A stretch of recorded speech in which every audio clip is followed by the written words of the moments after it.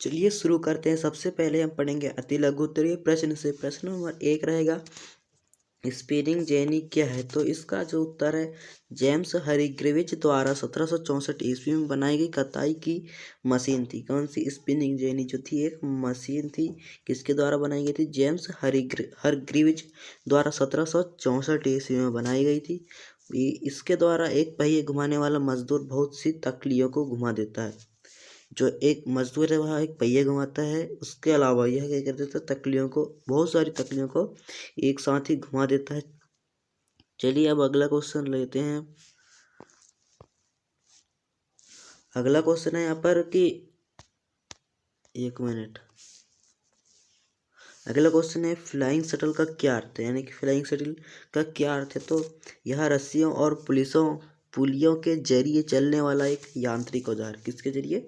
रस्सी और पुलियों के जरिए चीज चलता है। किसके जरिए? रस्सी और पुली यानी कि जो रेलवे पर काम करते हैं वाले पुलिया, मत समझ लेना, ठीक है। औजार है, इसका बुनाई के लिए इस्तेमाल किया जाता है। किसके लिए इसका इस्तेमाल? बुनाई के लिए किया जाता है। यदि आप आएगा एग्जाम में तो आपको लिखना है, ये आएगा तो फ्लाइंग शटल का क्या अर्थ है? तो यह एक रस्सियों और पुलियों के जरिए चलाने वाला क्या है? यांत्रिक औजार है, जिसके बुनाई के लिए बहुत ही इस्तेमाल किया जाता है, ठीक है। चलिए अगला क्वेश्चन है, ईटी पॉल कौन था? ईटी पॉल कौन था? तो ये इतिहास का क्वेश्चन है, सही रहेगा। औद्योगिकरण का युग का क्वेश्चन है, ठीक है। ईटी पॉल कौन था? यह एक लोकप्रिय म्यूजिक कंपनी का प्रकाशक था। कौन था? लोकप्रिय म्यूजिक कंपनी का यह एक प्रकाशक था, जिसने 1900 में संगीत की एक किताब प्रकाशित किया था। किसमें? कब किया था? 1900 में एक संगीत की किताब इसने प्रकाशित किया था। किसने? ईटी पॉल ने। यह म्यूजिक कंपनी, एक बार फिर से दोहराते हैं, यह एक लोकप्रिय म्यूजिक कंपनी का प्रकाशक था, जिसने 1900 में संगीत की एक किताब प्रकाशित की थी। चलिए अगला क्वेश्चन है। अगला क्वेश्चन यहाँ पर कह रहा है कि गुमास्ता कौन था? यहाँ पर अगला क्वेश्चन है, गुमास्ता कौन था? तो इसका उत्तर है, ईस्ट इंडिया कंपनी द्वारा बुनकरों पर नियंत्रण रखने के लिए नियुक्त वेतनभोगी कर्मचारी को गुमास्ता कहते हैं। कहाँ पर? ईस्ट इंडिया कंपनी द्वारा बुनकरों पर नियंत्रण रखने के लिए जो ईस्ट इंडिया कंपनी थी, यानी कि ईस्ट इंडिया कंपनी जो कहाँ से आई थी? इंग्लैंड से आई थी। उस कंपनी के बुनकरों पर इन कंपनियों के बुनकरों द्वारा नियंत्रण रखने के लिए नियुक्त वेतन भोगी कर्मचारी को, किसको? भोगी कर्मचारी को गुमास्ता कहते हैं, ठीक है, कहते थे। और ये जो है गुमास्ता के दो कार्य आपको लिख देने। गुमास्ता के दो कार्य लिखे तो बुनकरों पर निगरानी रखता था। गुमास्ता क्या करता था? जो बुनकर थे उन पर निगरानी रखता था, माल इकट्ठा करता था और कपड़ों की गुणवत्ता की जांच करता था। माल इकट्ठा करता था और कपड़ों की गुणवत्ता की जांच करता था। आप इसे 3 पॉइंट में भी लिख सकते हो, ठीक है। ये 3 पॉइंट आपका यहाँ से बन जाएगा, यहाँ से 2 हो जाएगा, ठीक है। चलिए अगला देखते हैं। यहाँ पर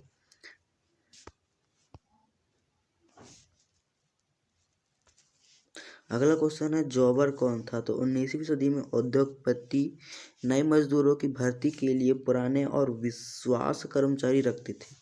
19वीं सदी में जो उद्योगपति थे वे नए मजदूरों की भर्ती करते थे, और नए मजदूरों की भर्ती के लिए पुराने और विश्वास कर्मचारी जो इन पर विश्वास भी कर सकते थे उन्हें रखते थे, जिसे जाबर कहा जाता था, ठीक है।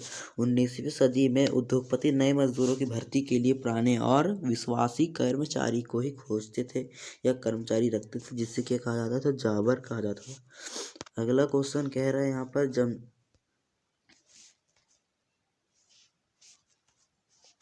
जमशेदजी जीजी भॉय कौन थे? जमशेदजी जीजी भॉय कौन था?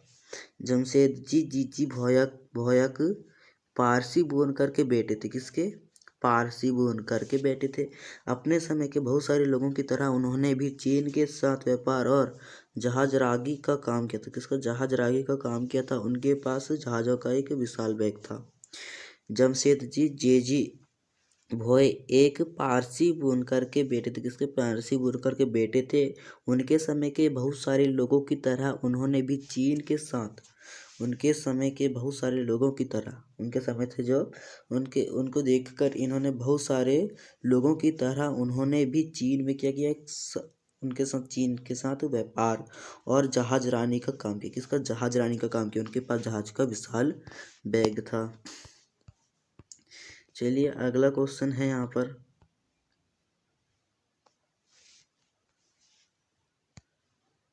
जी ऐसा नहीं होगा। पूर्व औद्योगिकरण का क्या अर्थ है?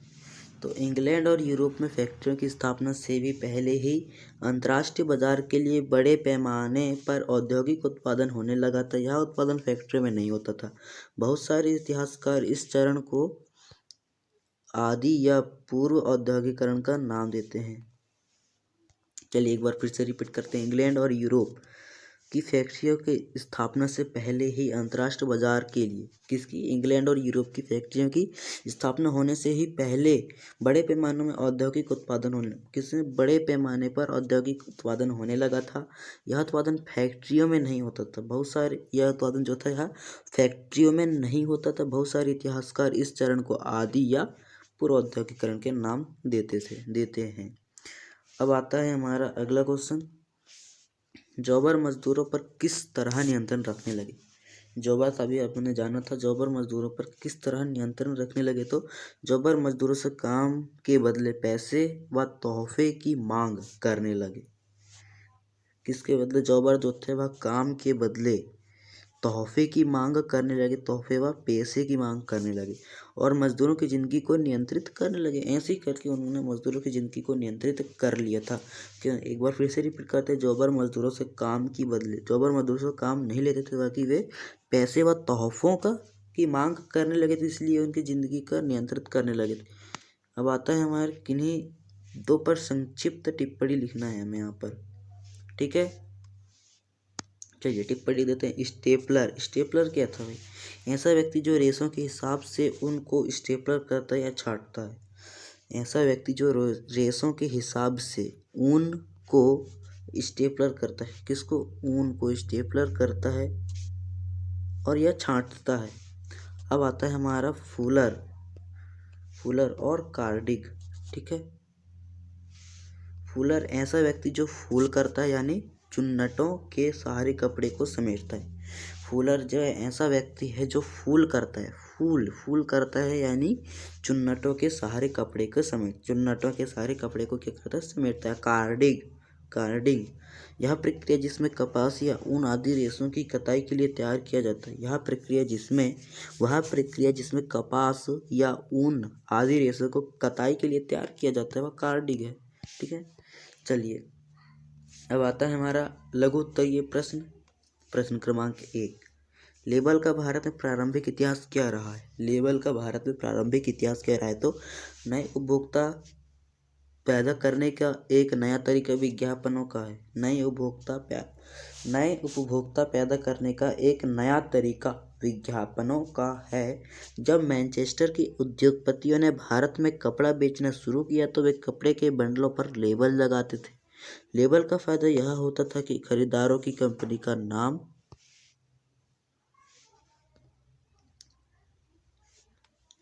खरीदारों की कंपनी का नाम व उत्पादन की जगह पता चल जाती थी। लेबल ही चीज़ों की गुणवत्ता का प्रतीक था। लेबल का सिर्फ शब्द और अक्षर ही नहीं होते।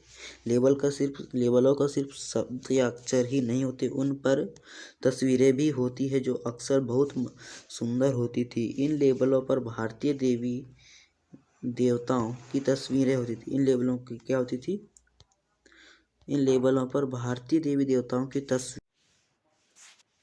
अगला क्वेश्चन लेते हैं। अगला क्वेश्चन है, व्यापार क्षेत्र में विज्ञापनों का क्या महत्व था? उत्तर है, नए उपभोक्ता पैदा करने का तरीका विज्ञापनों का है। क्या नए उपभोक्ता पैदा करने का एक तरीका जो है वह क्या है? वो विज्ञापन का है। विज्ञापन विभिन्न उत्पादों को जरूरी और वांछनीय बना लेते हैं। वे लोगों की सोच बदल देते हैं और नई ज़रूरतें पैदा कर देते हैं। आज हम एक ऐसी दुनिया में हैं जहाँ चारों तरफ विज्ञापन छाए हुए हैं। अखबारों, पत्रिकाएं, हार्डिंग्स, दीवारें, टेलीविज़न के पर्दे पर सब जगह विज्ञापन छाए हुए हैं।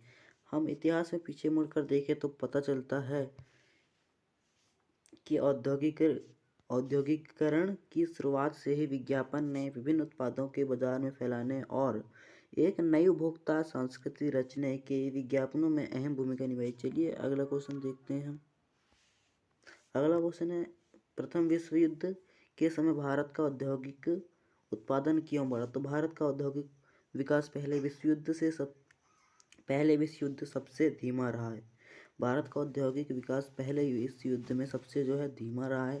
प्रथम विश्व युद्ध में बिल्कुल एक नई स्थिति पैदा कर दी थी। प्रथम विश्व युद्ध जो था उसमें एक नई स्थिति पैदा हो चुकी थी। ब्रिटिश कारखाने सेना की ज़रूरतों को पूरा करने के लिए युद्ध संबंधी उत्पादन में व्यस्त थे, इसलिए भारत में मैनचेस्टर के माल आयात कम हो गए। भारतीय बाजारों को रातों रात बहुत बड़ा स्थानीय बाजार मिल गया। भारतीय बाजार थे उनको रातों रात बहुत ही बड़ा स्थानीय बाजार जो था वह मिल चुका था। युद्ध लंबा चला तो भारतीय कारखानों में भी फौज के लिए जूट की बोरियां, फौजियों के लिए वर्दी, कपड़े, टेंट और चमड़े के जूते, घोड़े का खच्चर की जीन तथा बहुत सारे अन्य सामान बनने लगे। नए कारखाने लगाए गए, पुराने कारखाने कई पारियों में चलने लगे। बहुत सारे नए मजदूरों को काम पर रखा गया। युद्ध के दौरान औद्योगिक उत्पादन तेजी से बढ़ा था।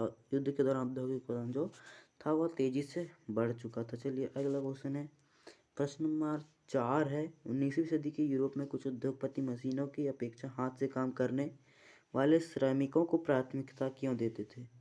तो इनके बहुत से कारण थे जो निम्नलिखित हैं। चलिए देखते हैं। पहले तो नई तकनीक महंगी थी। जो नई तकनीक थी वह कैसी थी? बहुत ही महंगी थी, इसीलिए वह क्या करते थे कि हाथ से जो थे वह काम करते थे। मशीनें अक्सर ख़राब हो जाती थी और उनकी मरम्मत काफ़ी पर खर्चा बहुत अधिक लगता था। मशीनें उतनी अच्छी नहीं थी जितना उनके आविष्कारों और निर्माताओं का दावा था। विक्टोरिया ब्रिटेन में मानव श्रम की कोई कमी नहीं थी। उद्योगपतियों को श्रमिक की कमी या वेतन के मद में भारी लागत जैसी परेशानियां नहीं थी। बहुत सारे उद्योग में श्रमिकों की मांग मौसम के आधार पर घटती बढ़ती रही थी। बहुत सारे उत्पाद केवल हाथ से तैयार किए जा सकते थे। बाजार में अक्सर छोटे डिजाइन और खास आकारों वाली चीज़ों की काफ़ी मांग रहती थी जो मशीनें से नहीं बनाए जा सकते थे। जहाँ नंबर है, ब्रिटेन में उच्च वर्ग के लोग कुलीन में पूंजीपति वर्ग हाथों से बनी चीज़ों को महत्व देते थे। हाथ से बनी चीज़ों को परिष्कार और सुरुचि का प्रतीक माना जाता था। उनकी फिनिश अच्छी होती थी, उनका डिजाइन अच्छा होता था। यदि आपको ये समझ ना आया हो तो एक बार कमेंट करके पूछ सकते, मैं फिर से समझा दूंगा, ठीक है। यहाँ जो है प्रश्न नंबर 5, ये शिक्षक की सहायता से आपको करना है। ईस्ट इंडिया कंपनी ने भारतीय बुनकरों से सूती और रेशमी कपड़ों की नियमित आपूर्ति सुनिश्चित करने के लिए क्या किया था? आपको ये जो है शिक्षक की सहायता से कर लेना है, आपके टीचर की सहायता से जो है बात कर लेना है। भारत में मैनचेस्टर के पहुंचने पर बुनकरों को किन समस्याओं का सामना करना पड़ा था? तो भारत में मैनचेस्टर के आने से बुनकरों को निम्न समस्या का सामना करना पड़ा था। जब इंग्लैंड में कपास उद्योग विकसित हुआ तो वहाँ के उद्योगपति दूसरे देशों से आने वाले आयात को लेकर परेशान दिखाई देने लगे। उन्होंने सरकार पर दबाव डाला कि वह आयातित इकाई पर आयात शुल्क वसूल करे, जिससे मैनचेस्टर में बने कपड़े भारी प्रतिस्पर्धा के बिना इंग्लैंड में आराम से बिक सके। दूसरी तरफ उन्होंने ईस्ट इंडिया कंपनी पर दबाव डाला कि वह ब्रिटिश कपड़ों को भारतीय बाजारों में बेचे। जहाँ पर जो है दूसरा कारण है, इस प्रकार के कपड़ों बुनकरों के सामने एक साथ दो समस्या थी। एक साथ कितनी समस्या थी? 2 समस्या थी। इनके निर्यात बाजार ठहर रहा था और स्थानीय बाजार सिकुड़ने लगा था। अगला है, ईस्ट इंडिया कंपनी के नियंत्रण पर बुनकरों पर क्या प्रभाव पड़ा था? कंपनी ने कपड़ा व्यापार को सक्रिय व्यापारियों और दलालों को खत्म करे तथा बुनकरों पर ज़्यादा प्रत्यक्ष नियंत्रण स्थापित करने की कोशिश की। कंपनी ने बुनकरों पर निगरानी रखने, माल इकट्ठा करने और कपड़ों की गुणवत्ता जांचने के लिए वेतनभोगी कर्मचारी तैनात कर दिए, जिन्हें गुमास्ता कहा जाता था। कंपनियों ने बड़ा जो था कपड़े व्यापार को सक्रिय व्यापारी और दलालों को खत्म करे तथा बुनकरों पर ज़्यादा प्रत्यक्ष नियंत्रण स्थापित करने की कोशिश बहुत ही की थी, परंतु कंपनी ने बुनकरों पर निगरानी रखने, माल इकट्ठा करने और कपड़ों की गुणवत्ता जांचने के लिए वेतनभोगी कर्मचारी तैनात कर दिए, जिन्हें गुमास्ता कहा जाता। गुमास्ता हमने जाना था पीछे अभी पिछले कुछ मिनटों में जाना था। आप यदि ना जानते हो तो अभी भी समझा दूंगा। कंपनी को माल बेचने वाले बुनकरों को अन्य खरीदारों के साथ कारोबार करने पर पाबंदी लगा दी। एक बार काम का ऑर्डर मिलने पर कुछ बुनकरों को कच्चा माल खरीदने के लिए कर्जा दे दिया जाता था। जो कर्जा लेते थे उन्हें अपना बनाया हुआ कपड़ा गुमास्ता को ही देना पड़ता था। ठीक है, बहुत से मजदूरों पर स्पेनिश जेनी का विरोध क्यों किया? तो इससे आपके लिए ये क्वेश्चन ज़्यादा इम्पोर्टेंट नहीं हो जाता है, नहीं है, परंतु फिर भी आप इसे समझ लीजिएगा। ठीक है, चलिए इसका उत्तर देते हैं। उत्तर देख लेते हैं क्या है इसका उत्तर। तो थोड़ा मैं कलर चेंज कर लेता हूँ। बेरोजगारी की आशंका के कारण मजदूर नई प्रौद्योगिकी से चिढ़ते थे।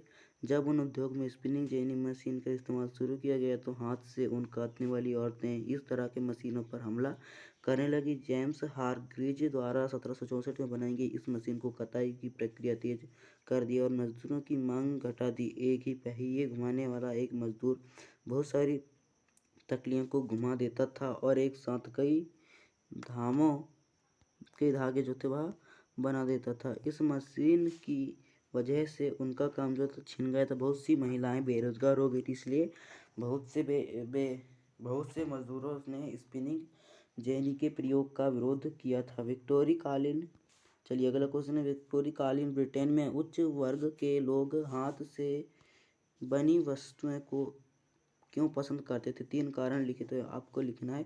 बहुत सारे उत्पाद केवल हाथ से ही तैयार किए जा सकते थे। जो बहुत सारे उत्पाद थे वो केवल हाथ से ही तैयार किए जा सकते थे। बाजार में अक्सर बारीक डिजाइन और खास आकारों वाली चीज़ों की काफ़ी मांग रहती थी। बाजार जो था वहाँ पर डिजाइन वाली और खास आकार वाली चीज़ों की ही मांग रहती थी। हाथ से बनी चीज़ों को परिष्कार और सुरुचि का प्रतीक माना जाता था। हाथ से जो चीज़ें बनती थी उन्हें परिष्कार और सुरुचि का प्रतीक माना जाता था। हाथ से बनी चीज़ों को फिनिशिंग अच्छी होती थी, उनके एक एक करके बनाया जाता था और उनका डिज़ाइन अच्छा होता था। उनको क्या करता, एक एक करके बनाया जाता था, उनका डिज़ाइन जो था वह बहुत ही अच्छा होता था। औद्योगिकरण की प्रक्रिया को समझे, मोस्ट इंपॉर्टेंट क्वेश्चन है। ठीक है, औद्योगिकरण के इतिहास अक्सर प्रारंभिक फैक्ट्री की स्थापना से भी पहले ही अंतर्राष्ट्रीय बाजार के लिए बड़े पैमानों पर औद्योगिक उत्पादन होने लगा था। वहाँ उत्पादन फैक्ट्री में नहीं होता था। बहुत सारे इतिहासकार इसे औद्योगिकरण का चरण मानते थे। यहाँ से औद्योगिकरण की प्रक्रिया जो थी वह प्रारंभ माने जाते। धन्यवाद। जय हिंद, जय भारत। यदि आपको और वीडियो चाहिए चैनल को सब्सक्राइब करें, वीडियो को लाइक करें, अपने दोस्तों में शेयर करें। हाँ, आपको अगला वीडियो किस टॉपिक पर चाहिए ज़रूर बताएं। धन्यवाद। जय हिंद, जय भारत। घर में रहिए।